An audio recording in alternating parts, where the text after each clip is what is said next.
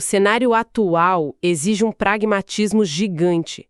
Quem opera focado só nas manchetes de topo de funil está, perdendo a rotação silenciosa de capital que os fundos institucionais começaram a executar. E no nosso cardápio de hoje, a gente tem desde essa guerra de narrativas sobre a inflação e os juros aqui no Brasil, até movimentações bilionárias em Hollywood e uma fadiga bem surpreendente com a inteligência artificial. Os recordes dos bancos brasileiros e o inverno persistente no mundo das criptomoedas. É muita coisa, mas o segredo aqui não é ler tudo, né? Com certeza. O segredo é conectar os pontos certos. Em um mar de informações, o mercado está cobrando a conta do crescimento futuro e exigindo fluxo de caixa no presente. É isso que a gente precisa mapear. Certo. Vamos desempacotar isso então. Essa cobrança por realidade bateu logo na porta do pregão hoje cedo com o IPCA 15. A gente via muitas análises falando em inflação domada, dívida estável, meio que pavimentando o caminho para o Banco Central cortar a Selic com tranquilidade. Mas a realidade foi outra. Exato. O dado de fevereiro veio bem acima do esperado. E o principal culpado? O setor de serviços. Não é só um choque temporário de preço de alimento. Aí que está a questão. Serviços são um termômetro muito teimoso da economia. Eles carregam uma inércia absurda por causa de reajuste de aluguel, dissídio salarial, mensalidade escolar. Essa rigidez muda completamente a leitura sobre a velocidade de queda da Selic. O impacto foi imediato. A gente viu as taxas de juros futuros, os DIs, subirem com firmeza ao longo da manhã. O mercado está colocando em xeque o ritmo de afrouxamento monetário. E essa leitura fica ainda mais turva quando a gente cruza com o cenário fiscal, né? Tivemos a notícia de que as estatais federais registraram o maior déficit para um mês de janeiro de toda a série histórica. Sem entrar em juízo de valor, é um dado contundente que o mercado precisa digerir. Completamente. É uma necessidade de financiamento que pressiona o custo do capital. Mas, ao mesmo tempo, os relatórios institucionais tentam calibrar essas forças. O Itaú, por exemplo, reduziu as expectativas de câmbio e juros para 2026, mas manteve a projeção do PIB. E falando em instituições grandes, o JP Morgan soltou um relatório bem interessante sobre a América Latina. Eles mencionam uma janela de ouro para a região, baseada puramente em mudanças no pêndulo político. O argumento deles é que governos migrando para pautas de centro-direita tendem a atrair fluxo de capital estrangeiro na expectativa de flexibilização regulatória. O mercado reage a isso independentemente de quem está no poder. O capital global é agnóstico, ele procura previsibilidade e retorno. E grande parte desse fluxo vem dos Estados Unidos, que também estão num cabo de guerra macroeconômico bem intenso. A atividade industrial por lá deu um salto inesperado recentemente. A palavra de ordem no Federal Reserve continua sendo paciência. Exatamente. Com a indústria rodando quente, o Fed não tem incentivo nenhum para cortar os juros prematuramente. E isso serve de escudo enquanto a geopolítica vai adicionando prêmios de risco no tabuleiro global. E que prêmios de risco, viu? O radar está piscando forte com o retorno das negociações entre os Estados Unidos e o Irã, o que afeta diretamente o petróleo. Paralelamente a isso, tivemos o ex-presidente Trump sugerindo uma espécie de aquisição amigável de Cuba em meio à crise por lá. E ainda a nomeação de uma autoridade ligada à extrema-direita para a relação diplomática entre EU e Brasil. Novamente, relatando os fatos com absoluta imparcialidade, é inegável que isso altera o xadrez do comércio. Altera demais. Os mercados precificam esses atritos como um imposto invisível. A paciência do Fed e essa teimosia dos serviços no Brasil não são eventos isolados. Para quem nos ouve, esse cabo de guerra afeta tudo, desde a taxa do seu financiamento imobiliário até o rendimento daquela renda fixa conservadora na carteira. Falando em dinheiro grosso e rentabilidade, vamos para o nosso segundo bloco, porque o mundo corporativo americano protagonizou uma dança dos bilhões hoje. Uma verdadeira bomba no entretenimento. A Paramount Skydance fechou a compra da Warner Bros. Discovery por gigantescos 110 bilhões de dólares. Mas o detalhe absurdo é que eles pagaram uma multa rescisória de 2,8 bilhões de dólares à Netflix só para poder fechar esse negócio com a Warner. É um número que desafia a gravidade. Pagar quase 3 bilhões de dólares só para sair da mesa de negociação mostra o nível de desespero por escala na guerra dos streamings. A fase de queimar caixa para ganhar assinante a qualquer custo acabou. Agora a conta é sobre diluir custos operacionais gigantescos, criando um oligopólio forte.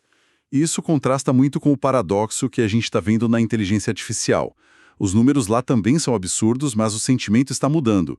A OpenAI acabou de atingir um valuation de 840 bilhões de dólares com dinheiro novo da Amazon, Nvidia e SoftBank. O Pentágono até está negociando com Google e OpenAI para projetos mirando a China. Na superfície, parece tudo ótimo. Mas o que é fascinante aqui é a impaciência dos investidores no mercado secundário. Há relatórios rodando por Wall Street chamando as gigantes de tecnologia de as 7 nem tão magníficas. A conta da IA está sendo vista como alta demais para o retorno prático gerado até agora. Treinar modelos consome uma energia e uma infraestrutura que corrói as margens. Isso ficou claro nos formulários 13F recentes. É um dado surpreendente.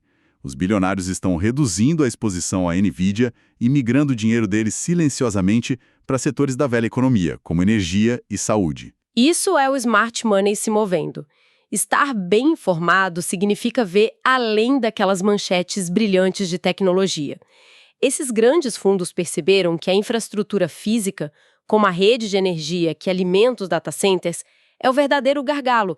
Eles estão comprando ativos tangíveis, defensivos, que pagam dividendos em um cenário de juros ainda restritivos. Esse voo para a qualidade em ativos maduros explica muito o raio-x corporativo aqui no Brasil. Vamos falar dos nossos bancos gigantes, porque os balanços estão desafiando qualquer tese de estagnação. O Itaú bateu um recorde histórico, reportando um lucro de 46,8 bilhões de reais. E o mais impressionante, com a menor inadimplência de curto prazo da história deles. Isso reflete uma sofisticação enorme na modelagem de crédito. Eles conseguiram reprecificar as carteiras muito rápido. E os concorrentes também não estão parados. O Bradesco executou um movimento estrutural fortíssimo, consolidando os negócios na Brá Saúde. Sim, um faturamento na casa dos 52 bilhões de reais só com essa nova empresa de saúde. Analistas até adicionaram cerca de R$ 1,50 no preço-alvo da ação do Bradesco por causa disso. É a verticalização gerando valor. Já no cenário dos bancos públicos, o Banco do Brasil tem outras complexidades. Eles estão navegando pedidos de repactação de dívida com o Tesouro e, ao mesmo tempo, precisaram vir a público negar rumores de que a inadimplência estaria ligada ao Grupo Novo Honor. Exato, o mercado é muito sensível a ruídos envolvendo estatais e grandes conglomerados. Mas saindo um pouco do setor financeiro e indo para a infraestrutura, a dinâmica continua intensa. A gente teve o consórcio Azevedo e Travassos vencendo o leilão da Rota Mogiana por mais de R$ 1 bilhão, mostrando apetite por concessões longas. Por outro lado, a Cosan foi rebaixada pela agência Fitch, muito por causa da alavancagem alta com juros nesses patamares. E as ações das construtoras também sofreram quedas em bloco pelo mesmo motivo. Custo de dívida alto machuca projetos intensivos em capital. Machuca muito. Mas aí entra uma análise curiosa do JP Morgan sobre a Sabesp. O banco basicamente disse que o mercado não precisa se preocupar tanto com a falta de chuva em São Paulo agora. E o nível do Cantareira até melhorou. Mas o ponto central não é a chuva, e sim a blindagem regulatória. Exatamente. A legislação atual e as regras de concessão protegem o fluxo de caixa da empresa contra crises hídricas. É a regulação garantindo a margem da companhia, independentemente do clima. É esse tipo de segurança institucional que o dinheiro grande procura quando os juros estão altos. Perfeito. Agora, indo para o nosso termômetro alternativo, a divergência entre os ativos de risco e os de proteção está enorme. A gente nota um clima de tensão pesada no mercado cripto. O Bitcoin está ali na casa dos 65 mil dólares, mas se aproxima do 5º mês consecutivo de retração. O sentimento on-chain é de medo extremo, algo que o pessoal não via desde o mercado de baixa lá de 2018. É o inverno cripto batendo na porta de novo, e eu contraponho isso com o ouro. O metal avança pelo 7º mês seguido, muito impulsionado pela aversão ao risco global. Isso tem tudo a ver com o amadurecimento e a regulação crescente das criptomoedas. O Bitcoin está operando muito mais como uma ação de tecnologia de alto risco do que como um refúgio. Quando a liquidez seca, o investidor corre para o ouro físico, para o ativo tangível milenar. Falando em dinheiro físico e tangível, vamos quebrar um pouco a tensão dos gráficos com algumas pílulas surpreendentes, mas que refletem exatamente esse cenário econômico. Você acredita que estão medindo a inflação da fada do dente? A inflação da fada do dente? Como assim? Pois é, uma pesquisa mostrou que as crianças hoje em dia esperam muito mais do que uma moedinha embaixo do travesseiro. A expectativa de recompensa financeira subiu consideravelmente. É um exemplo quase cômico, mas muito real, de como a inflação muda a psicologia e âncora as expectativas desde cedo. A moeda perdeu valor até nas fábulas. Nossa, isso mostra que a memória inflacionária está enraizada até no tecido cultural das famílias. É fascinante. E tem mais, olha o perigo da tecnologia dentro de casa. Um engenheiro assumiu, por puro acidente, o controle de milhares de eletrodomésticos de terceiros por conta de protocolos falhos de internet das coisas. Um alerta massivo sobre privacidade e vulnerabilidade. É o custo oculto dessa conectividade sem padrão. Um pesadelo de segurança. E para fechar essas manchetes alternativas, um revés pesado no espaço. A NASA simplesmente desistiu de tentar levar astronautas à superfície da Lua em 2027, com a missão Artemis. Questões de orçamento e viabilidade técnica esbarraram na realidade. A economia e o mercado financeiro não vivem apenas nas planilhas de Wall Street, né? Estão na fada do dente, nas geladeiras conectadas e até nos planos espaciais. A austeridade de capital e os juros altos atingem desde o orçamento da NASA até as startups do Vale do Silício com a mesma força. Com certeza, o mundo real cobra a conta. Se a gente puder resumir a grande lição dessa nossa análise profunda de hoje, é que estamos vivendo um momento severo de transição. Existe uma euforia com a inteligência artificial que está esbarrando de frente na realidade do alto custo de energia e infraestrutura. Temos juros teimosos no Brasil e no mundo que freiam aquele otimismo imediato e temos movimentos tectônicos no entretenimento corporativo em busca de sobrevivência. Está absolutamente tudo interligado pelo custo do capital. E pegando esse gancho, eu quero encerrar plantando uma semente para quem acompanhou a gente até aqui.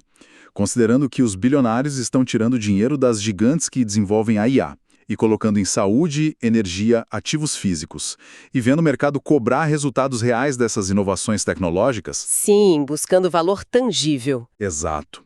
Será que as verdadeiras fortunas da próxima década não serão feitas pelas empresas que estão desenvolvendo os grandes modelos de linguagem, mas sim por aquelas velhas indústrias físicas e tradicionais, empresas pesadas de mineração, logística, saúde, que vão simplesmente pegar essa tecnologia de inteligência artificial já pronta, aplicar em silêncio e baratear os próprios custos operacionais de forma brutal? É uma provocação excelente. Capturar o ganho de produtividade sem pagar a conta do desenvolvimento da tecnologia. O eixo do lucro pode girar totalmente. Pois é. Fica a reflexão para quem está recalibrando a carteira. Nosso bate-papo fica por aqui hoje, lembrando sempre que o conhecimento é a melhor bússola em tempos de excesso de informação e ruído. Um grande abraço a todos e fim da exploração por hoje. Um abraço, pessoal. Até a próxima análise.